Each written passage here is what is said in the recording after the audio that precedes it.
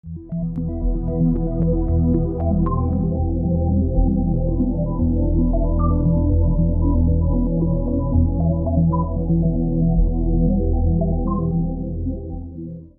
outro grupo de células, ela precisa sofrer informações de um órgão linfóide, que é o timo. Então, essas células, elas vão migrar da medula óssea até o timo, mas não aleatoriamente. Como é que elas migram para o timo? Através de receptores de superfície, são chamadas as moléculas de ligação intercelular, o ICAM, molécula de adesão intercelular.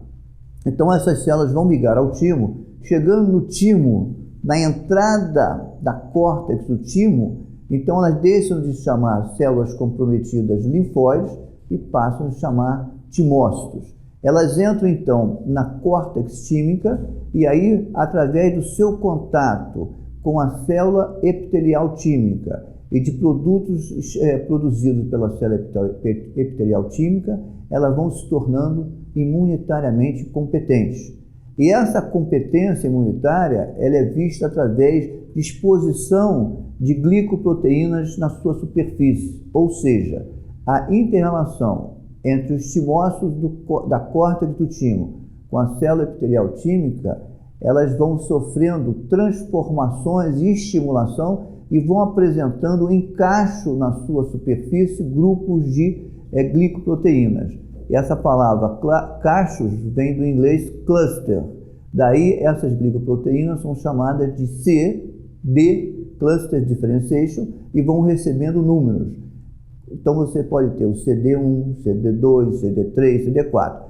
Essa configuração de grupos de glicoproteínas dá ao imunologista a capacidade de saber que tipo, que etapa de maturação essas células têm.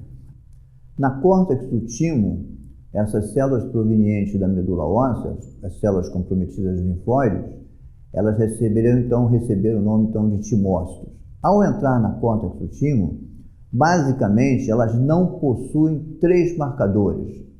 O CD4 é negativo, daquele cluster differentiation, o CD8 é negativo e também o seu receptor, chamado receptor da célula T, TCR, é negativo. Ou seja, essas células não são capazes de não possuem a capacidade de atividade imunitária. Porém, ao contato com a célula epitelial tímica e produtos produzidos pela célula epitelial tímica, como a timosina, elas vão sofrendo uma maturação.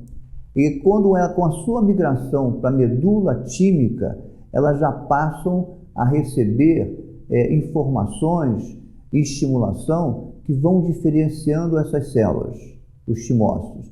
Um grupo passa a ter o seu receptor, TCR, e a marcação CD4.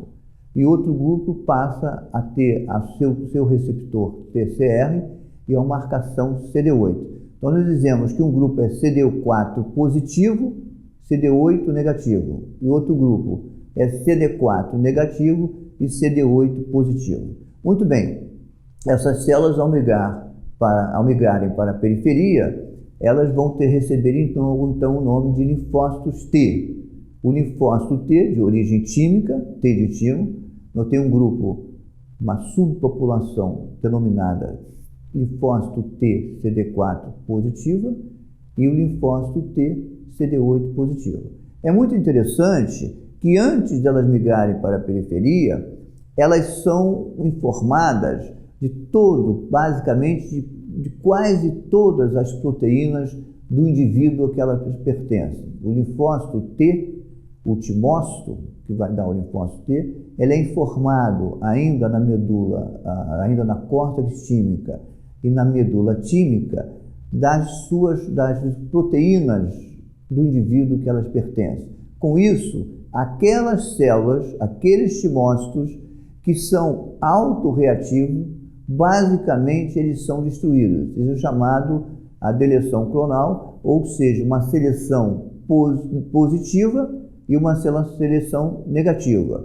Todas as células, basicamente todas que saem do timo, todas as células T, CD4 positivo, CD8 positivas, elas saem tendo sofrido uma seleção. Aquelas que são capazes de reconhecer uma estrutura denominada HLA são selecionadas positivamente. Na segunda fase, na medula tímica, aquelas que são capazes de reconhecer uma estrutura própria HLA foram selecionadas positivamente, mas aquelas que são capazes de reconhecer esse grupo proteico HLA com estrutura própria do indivíduo são selecionadas negativamente e são destruídas. E aí elas migram para a periferia com os denominados linfócitos T, sendo capazes de reconhecer a identificação do indivíduo, que nós podemos dizer a cadeia peptídica alfa e beta do HLA, porém não são capazes